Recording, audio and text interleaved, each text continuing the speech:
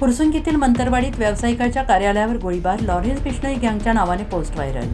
पुण्याच्या फुरसुंगीतील मंतरवाडी येथे सोमवारी रात्री एका व्यावसायिकाच्या कार्यालयावर अज्ञातांनी गोळीबार केल्याची धक्कादायक घटना समोर आली आहे. या घटनेमुळे परिसरात भीतीचं वातावरण निर्माण झाले. माहितीनुसार विकास स्टील कंपनीचे मालक अमृत छाबडिया यांना सोमवारी सायंकाळी आरजू बिश्नोई नावाने फोन करून खंडणीची मागणी करण्यात आली होती आणि याबाबत तक्रार देण्यासाठी ते फुरसुंगी पोलीस ठाण्यात गेले असता त्यांना पुन्हा फोन आला आणि त्यांच्या गोडाऊनवर गोळीबार केल्याचं सांगण्यात आलं.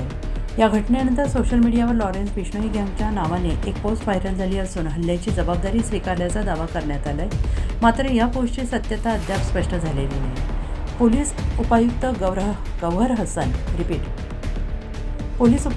हसन यांनी सांगितलं की CCTV फुटेजच्या आधारे आरोपींचा शोध सुरू असून खंडणीचा फोन आणि व्हायरल पोस्ट यांचाही तपास केला जातो आहे.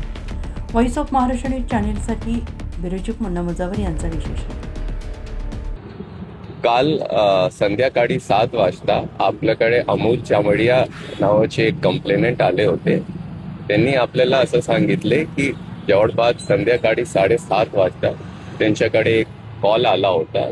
त्याच्यात त्यांनी त्याचं नाव आरजू बिश्नोई सांगितला आणि त्याच्याकडून काही रक्कम याच्यावर ॲज अ रॅन्सम त्यांनी मागितली. आपण घटनेची दखल घेताना तात्काळ त्यांना फुरसुंगी पोलीस स्टेशनला पाठवून दिले. सोबत घेऊन पाठवून दिले. जेव्हा ते फुरसुंगी पोलीस स्टेशनला आले, ते पोलीस स्टेशनमध्ये होते रात्री 8-10 दरम्यान.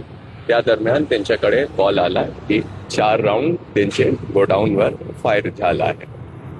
त्या अनुषंगाने आपण रात्री FIR दाखल केला आहे आणि आपलं पुढच्या इन्व्हेस्टिगेशन त्याच्याबद्दल चालू आहे. सर, लॉरेन्स बिश्नोई गँगने एक फेसबुक पोस्ट केली आहे ज्याच्यात त्यांनी सांगितले की जवळपास गोळीबाराची जबाबदारी त्यांनी स्वीकारली आहे. तो व्हिडिओ पोस्ट केलाय. त्या दिशेनं काही तपास सुरू आहे का आणि बिश्नोई गँगने जबाबदारी स्वीकारल्यानंतर हा बिश्नोई गँगचाच प्रकार आहे असं काही लक्षात आलं? हे तपास दरम्यान आपल्याला क्लिअर होतील की 100% आमच्याकडे पण ते तसा व्हिडिओ आलेला आहे. त्याच्यावर खात्री चालू आहे आणि एक वेळ खात्री पटल्यानंतर आपण नक्कीच सांगू शकतात की त्याच्यामध्ये काय खरं आहे. आतापर्यंत जे आहे ते आपल्याला काही त्यांची ओळख पटली नाही आहे की ते कोण होता, काय होता. त्याच्याबद्दल आपण चौकशी करतात आणि जसे आपल्याला काही माहिती होते आपण ते ताब्यात घेतले. सर, या प्रकरणामध्ये आतापर्यंत नाही, आतापर्यंत कोणाला CCTV फुटेज